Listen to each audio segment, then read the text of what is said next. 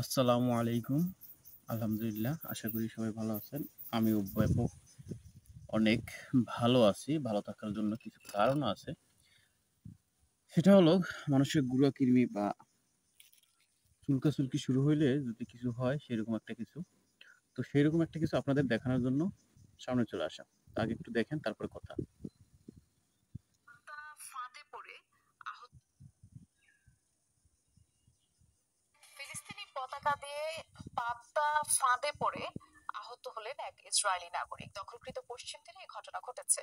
এর মধ্যে সামাজিক যোগাযোগ মাধ্যমে সেই ভিডিও ফুটেজ ছড়িয়ে পড়েছে। আপনারা স্ক্রিনে দেখতে পাচ্ছেন ফিলিস্তিনি পতাকা দেখে এটাকেই এক বলে ব্যক্তি এগিয়ে যান, যদি লাঠি গুঁড়াকির্মিতে দিয়ে ফেলে উৎপাত দেওয়ার হয় চেষ্টা তাইলে করেন। যা হয়। পতাকাটির সাথে সাথে বোমার বিস্ফোরণ ঘটে।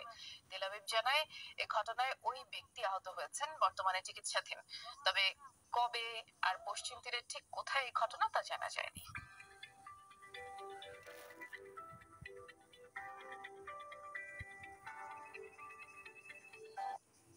এখন কথা হলো একটা দেশ তার পতাকা রাইখে দিতে পারে। একটা দেশ পতাকা যে কোনো জায়গায় রাইখে দিতে পারে। সম্মান প্রদর্শন করা দরকার। লাথি দেওয়ার জিনিস না। আর ফিলিস্তিন এত সহজ জিনিস না। যত সহজভাবে চিন্তা ভাবনা করা হইতেছে, যত সহজভাবে দেখা অত সহজ না। বাবারে তোর কি দরকার? তোর কি দরকার ওই জায়গায় যেয়ে লাথি মারার? ওই পতাকার মধ্যে লাথি মারার কি দরকার? তোর কি পতাকায় বলছে, "আসো, আসো, কাছে আসো, ক্লোজ আপ ওয়ানের মতো?" তোমার কি দরকার? তুমি দেখছো একটা পতাকা, একটা দেশের পতাকা থাকতেই পারে, এটা দেখতেই পারো তুমি। এটাকে উত্ত্যক্ত করা, লাথি মারা, ছিঁড়ে ফেলা, এটা কোন দরকার আছে তোমার? তুমি গেছো একটা পতাকা লাথি মারতে। লাথি মারতে যেয়ে তুমি উইড়ে গেছো। তোমার পাদলি উইড়ে গেছে। সমস্যা কোন জায়গায়? আগে জানতাম ফিলিস্তিনির মানুষ হয়তোবা সহজ সরল মানুষ। আর ইসরায়েলি মানুষ অনেক চালাক, চতুর।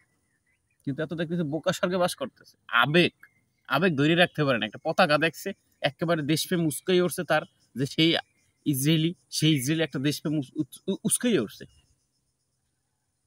ফিলিস্তিনি মানুষও আবার সহজ সরল মানুষ, তো তারা সহজ সরল, আল্লাহর দেওয়া সহজ সরল মানুষ।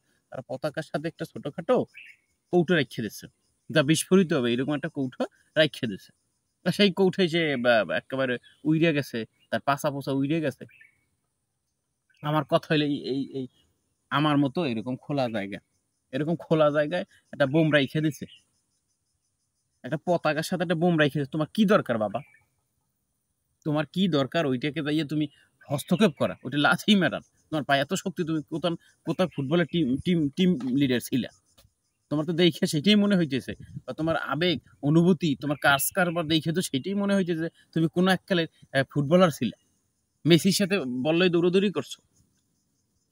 না, আমার বুঝে আসে না একটা মানুষ কিভাবে সে ওই ফুটবলের মতো দৌড়াদৌড়ি করতে পারে। ফিলিস্তিনি এই পতাকা কথাটা দিয়ে শুনলে মানুষের কি পাতা কি মনে ফাঁদে হইতেছে? পড়ে আহত হলেন এক ইসরায়েলি আহ, নাগরিক। দখলকৃত পশ্চিম এটা কোনো কথা?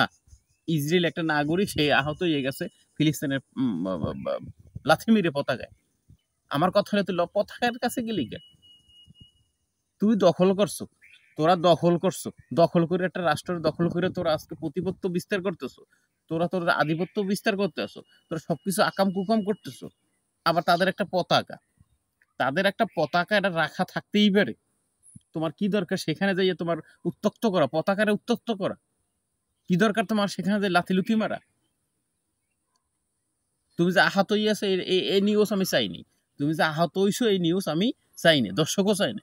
দর্শক চাইছিল যে নিহত হবে, সাথে সাথে আরো দুই সাইড দিয়ে পড়ে যাবে, যে ভিডিও করছে ভিডিও মান দুলিশ দিয়ে। তোমার কি দরকার বাবা? তোমার পেটে যদি কৃমি হইয়া থাকে, গুড়া কৃমি, ঔষধ খাওয়ার টাকা না থাকলে তুমি রায়ের লতা খাইয়ে ফেলো, ক্লিয়ার হয়ে যাবে। তোমার কি গুড়া কৃমি ক্লিয়ার হয়ে যাবে, তুমি একেবারে ক্লিয়ার হয়ে যাবে, তোমার কোনো সমস্যাই থাকবে না। না, তুমি গেছো একটা সাধারণ একটা পতাকা দেখে তুমি তোমার দেশপ্রেম রাখতে পারো না। এখন ঠেলা বুঝো যে তুমি কোন পজিশনে চলে গেছো, তোমার পজিশনটা কোথায় চলে গেছে। তোমার এখন ঠেলা বুঝো, তোমার ঠ্যাং ঠং লইয়া কই চলে গেছো।